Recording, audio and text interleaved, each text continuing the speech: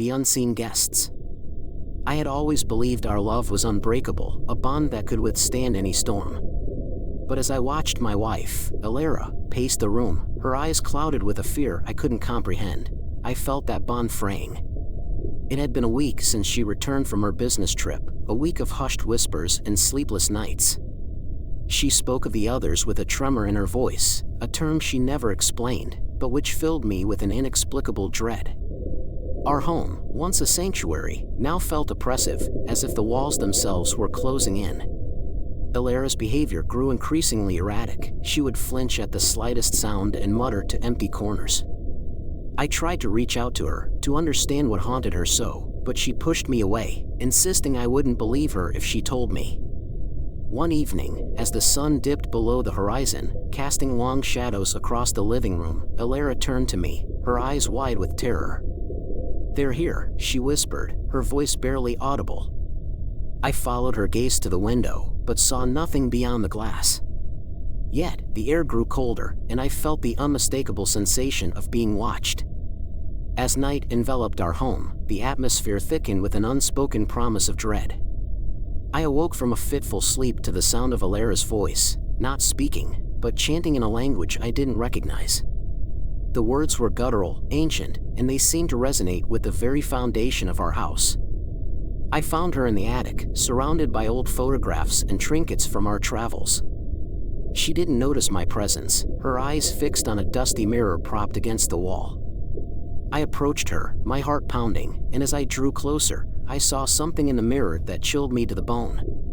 There were figures standing behind us, their forms blurry and indistinct, but undeniably there. Before I could react, Alara turned to me, her expression one of sorrow and fear. "They've been waiting," she said, her voice breaking. "And now, they're coming for us." The temperature dropped further, and the figures in the mirror began to move, their whispers growing louder, as if they were closing in. I reached for Alara, desperate to pull her away from the mirror, from the phantoms that seemed all too real. But as my fingers brushed her arm, the world went dark, and the last thing I heard was the sound of the mirror shattering. The shards of the mirror lay scattered on the attic floor, their jagged edges reflecting the dim light like broken memories. Alara stood frozen, her eyes wide, as if she had glimpsed something beyond the veil of our reality. The figures in the mirror had vanished, but their presence lingered, like a stain on our souls. I tried to piece together what Alara had said, the cryptic warnings, the unseen guests. But my mind rebelled against the impossible. Ghosts? Spirits? It was absurd, the stuff of horror movies and campfire tales. Yet, the chill in the air, the oppressive weight of their gaze, it was all too real. Alara retreated from the shattered mirror, her fingers trembling. "They're here," she whispered again, her voice barely audible. "They've always been here, watching, waiting." Her eyes bore into mine, pleading for understanding. "We're not alone, love. They're among us, slipping through the cracks of our world." I wanted to dismiss her words, to wrap her in my arms and assure her that it was all in her mind. But the house seemed to hold its breath, as if it, too, sensed the intruders. Shadows danced along the walls, elongating into twisted forms. I followed Alara downstairs, where the air grew thicker, suffused with an otherworldly scent, a mix of decay and ancient secrets. In the kitchen, Alara traced her fingers over the old oak table, her touch reverent. "This house," she said, her voice distant, "it was built upon their resting place. The land remembers, even if we forget." Her eyes held mine, and I saw the weight of generations, the lives lived and lost within these walls. "Why now?" I asked, my voice hoarse. "Why reveal themselves after all these years?" Alara's gaze shifted to the window, where rain tapped against the glass. "I think they're hungry," she said. "Hungry for the living, for the warmth of our souls. They feed on our fear, our doubt." She reached for my hand, her grip desperate. "We have to leave, before they consume us whole." But leaving felt like abandoning a sinking ship. Our memories were etched into every corner, the laughter, the tears, the promises whispered in the dead of night. I couldn't let go, not yet. Instead, I searched for answers, scouring old journals, dusty books, and forgotten legends. The truth emerged like a slow poison. The others were bound to this house, their existence tethered to ours. They hungered for release, for a way to cross over. Ilera, unwittingly, had become their conduit. Her business trip had taken her to an ancient site, a place where the veil between worlds was thin. She had brought them back with her, their whispers echoing in her mind. As the nights wore on, the house groaned with unseen footsteps. Ilera's eyes grew darker, her skin translucent. She spoke to them, pleaded with them to spare us. But their hunger was insatiable. They whispered secrets of forgotten rituals, of sacrifices made long ago. And with each passing day, Ilera faded, her life force draining into the void. I stood by her bedside, watching her slip away. "I love you," I whispered, my tears falling onto her cold hand. "I won't let them take you." But the mirror had shown me their faces, the hollow eyes, the hunger. And as Ilera's breaths grew shallower, I heard their voices, a chorus of longing. They were coming, drawn by her fading light. And when they arrived, they would take her, body and soul. Ilera's breaths grew fainter, her body a mere vessel for the unseen guests. I sat by her side, my fingers entwined with hers, as if our touch could anchor her to this world. The house had become a battleground, the living versus the spectral, our love caught in the crossfire. The whispers intensified, their words like shards of ice. They spoke of forgotten rituals, of blood spilled on ancient stones. Ilera's eyes fluttered open, and for a moment, I saw her, the woman I had married, the one who laughed at my terrible jokes and danced with me in the rain. But then the darkness returned, and she spoke in a voice that wasn't hers. "They're here," she said, her gaze fixed on the ceiling. "The others. They hunger." Her lips curved into a smile that chilled me to my core. "They want to taste life again." I had read about possession, about malevolent spirits seeking refuge in mortal bodies. But this was Ilera, the woman who loved sunflowers and hated olives. She had become a conduit, a bridge between worlds, and I wondered if there was any part of her left. The clock struck midnight, and the house trembled. Shadows danced along the walls, elongating into twisted forms. The mirror, still shattered, reflected nothing but darkness. Ilera's grip tightened, her nails digging into my skin. "They're close," she whispered. "Can't you hear them?" And then I did, the faintest rustle, like leaves in a graveyard. They were here, the others, drawn by Ilera's fading light. I stood, my legs trembling, and faced the mirror. Their faces materialized, one with hollow eyes, another with a twisted grin. They reached out, their fingers brushing the glass, and I felt their hunger. "Take me," Ilera said, her voice distant. "End this." But I couldn't. Not yet. I had one chance, one desperate gamble. I grabbed the mirror, its edges sharp against my palms, and whispered the words from Ilera's journal, the forgotten incantation that bound them to this house. The mirror trembled, and the figures wailed, their forms flickering. "Release us," they pleaded. "We've waited too long." I closed my eyes, my heart pounding. "Not her," I said. "Take me instead." The mirror shattered, and the room filled with blinding light. I felt their icy touch, their hunger consuming me. And then, silence. When I opened my eyes, Ilera lay still, her chest rising and falling. But her eyes were clear, her smile genuine. "They're gone," she said. "You saved us." I held her, tears streaming down my face. "But at what cost?"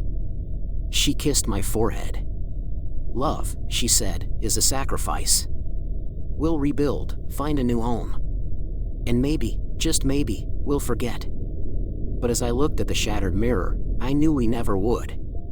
The others were out there, waiting, hungering. And one day, they would return. Story 2. The Lurking Shade. Every night, the silence of my room is thick, suffocating, like the air itself is holding its breath. As I lie in bed, the shadows seem to creep closer, the corners of the room growing darker, more insistent. I close my eyes, and there it is, the figure, a silhouette etched against the backdrop of my eyelids, standing at the edge of my bed. It's featureless, yet its presence is overwhelming, a pressure on my chest that makes it hard to breathe. I tell myself it's just a trick of the mind, a shadow play from a life spent devouring horror stories. But the figure feels real, its energy, a silent scream that resonates in the hollows of my room. I open my eyes, and for a moment, it's gone. But the relief is short-lived. Each time I blink, it returns, inching closer, its form becoming more defined, more menacing.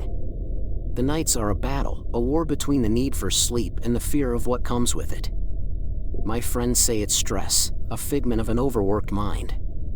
But they don't see the figure, they don't feel its gaze, cold and unyielding, tracking my every move.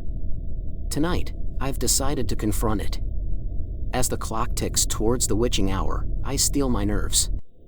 The room is quiet, too quiet, as if it's waiting for something to happen. I close my eyes, and there it is.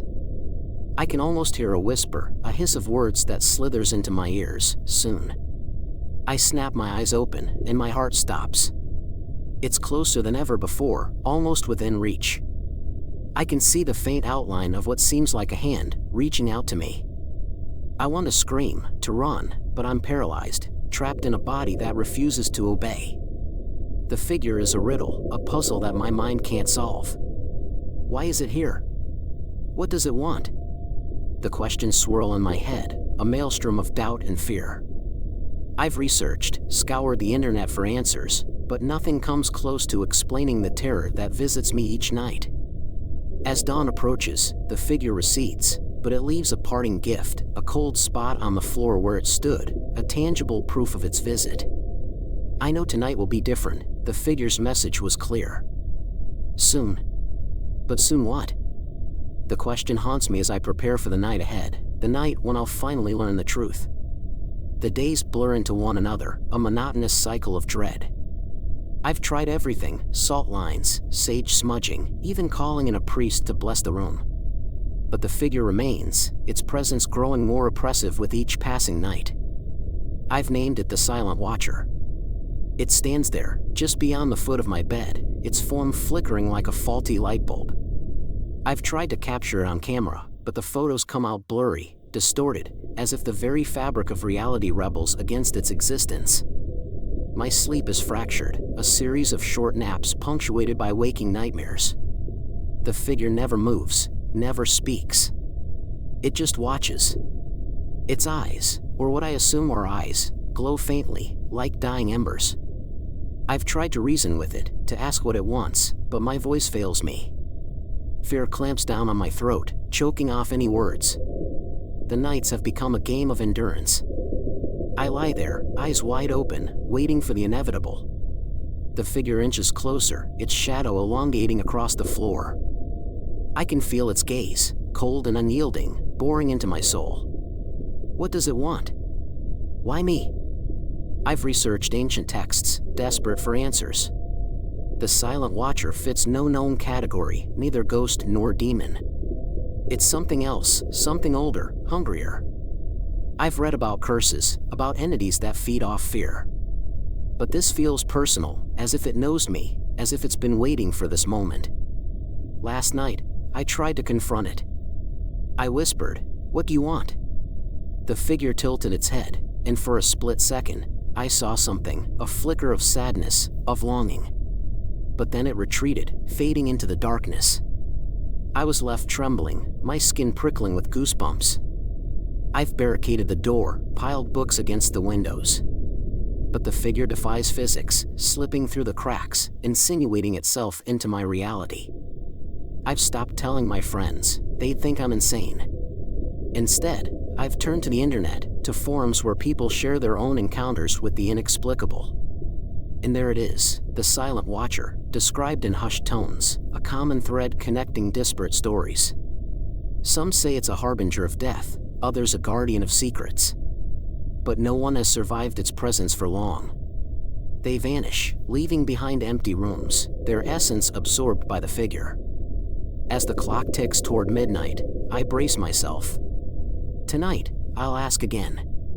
Tonight, I'll demand answers. But deep down, I know, I'm playing a dangerous game. The figure is patient, ancient. And every time I close my eyes, it's a little closer. The nights blur together, a tapestry of dread woven with threads of fear. The silent watcher has become my constant companion, its presence no longer confined to the darkness. It haunts my waking hours too, lurking at the periphery of my vision, a shadow that refuses to be ignored. I've stopped going to work, stopped seeing friends. My life has narrowed to this room, this bed, this relentless gaze. The figure has grown bolder, its form more defined. I've tried to capture it on video, but the camera malfunctions, the footage a jumble of static and distortion. I've become obsessed with its origins. I've scoured old newspapers, dusty archives, searching for any hint of a similar encounter. But the silent watcher remains elusive, a phantom that defies explanation.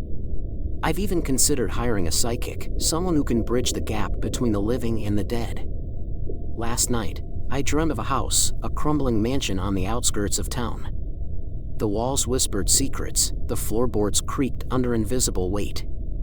And there it was, the silent watcher, standing in the grand hallway, its eyes fixed on me. I woke up drenched in sweat, my heart pounding. I've decided to visit the house.